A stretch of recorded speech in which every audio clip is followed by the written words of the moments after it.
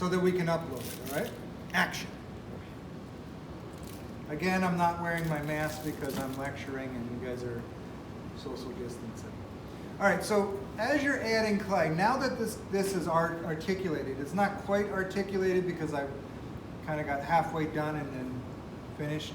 So you want to be done articulating. It has to look like your hand. You have to be very confident that it has taken the pose. Not that it's, you know, a big deal if it moves a little bit, but you really want to get your pose or your gesture in the armature. Because going back on it after you put the clay on is really difficult, okay?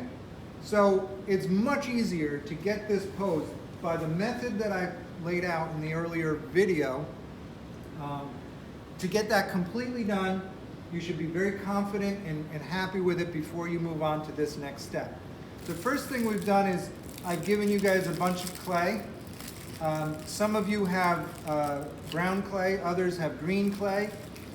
Do not mix the clays, they are different clays, but they are all oil clay. I described this another time. Oil clay means that it's not water clay. Water clay is the ceramic clay that you might use for ceramics or some other things. That's a more natural clay. This is the clay that has wax and oil mixed in it instead of water, so it doesn't dry out. And the virtue of this is that you know, it's endlessly pliable. You don't have to rush through it. A lot of people prefer to work with this.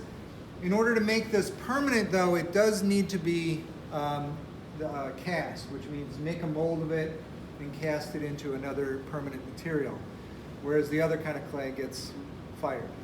This kind of clay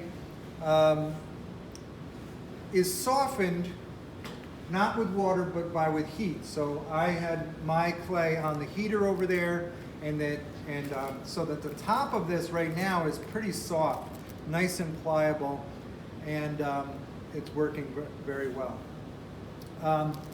So the way to start adding your clay now is a very simple technique. This is straightforward. You're gonna start. You know, you looked at the video. You know where you'll probably see some massing. But what I'd like to see you do, other than massing it fairly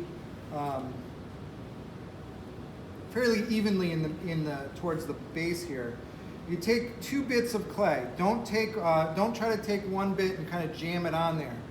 The best way to do it is take 2 bits on either side of the armature and squeeze it in. Okay. That way it'll get on there more firmly, but it'll also bury your armature into the center of the mass. And that part is important. So as I go up here and I start adding the clay on either side of it and bury it in the mass, right? And I get 2 pieces and I kind of pinch it in there. Okay. Now what I'm going to do is, as I'm going out, let's say my thumb, what I like to do in order to keep this feeling, if you just hand me that there, feeling like the proper scale, you can see where I did it here, is that I'm actually building it around the joint so I don't lose my articulation. So one of the things I don't want to do is just kind of just cover this. I don't want to just cover it and you'll destroy all the information. So don't do that. What you want to do is you want to take an appropriate amount of clay. And what do I mean by that? Is you're going to look at your hand and you're going to say, I have the right amount of clay, or close to, and not too much, right? I'm not going to add way too much clay and try to carve it away.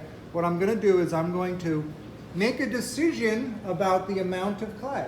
This is a decision about mass.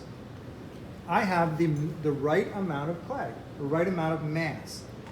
When I do that, I can split it in half. Well, in this case, I might a little bit more for this bone, right? I need a little bit more. I have the amount of clay, right? Or a little bit less. I don't want more clay. You want to work additively. So that's a judgment call. I emphasize this because this is actually an important concept, is you making a judgment about the amount of clay here and then putting it in place is critical thinking. And it's a critical judgment on your part.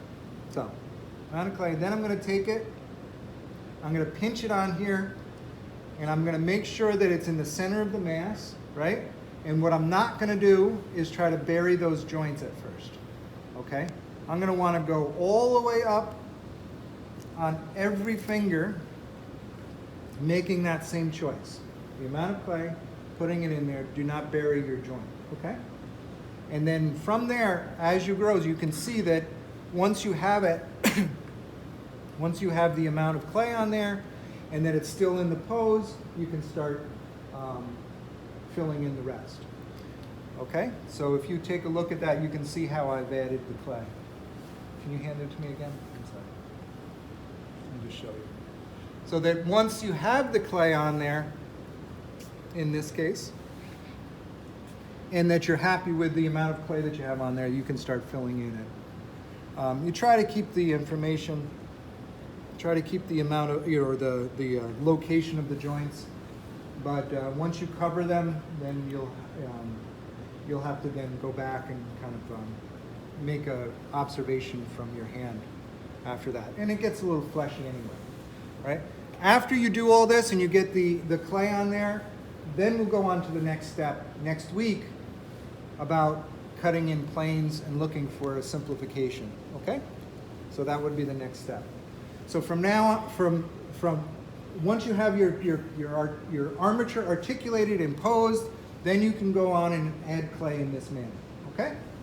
All right, so if you're close to that, put your clay onto the heater because it does take a while for the clay to warm up. A shortcut is to put it in the microwave. You have to be careful with it because sometimes microwaves, they're all different. So at home, if you're doing this at home, pay attention to it. It shouldn't take more than a couple minutes, but you might have a microwave that's more powerful or less powerful. So, but you can put it in the microwave, okay? All right, and cut.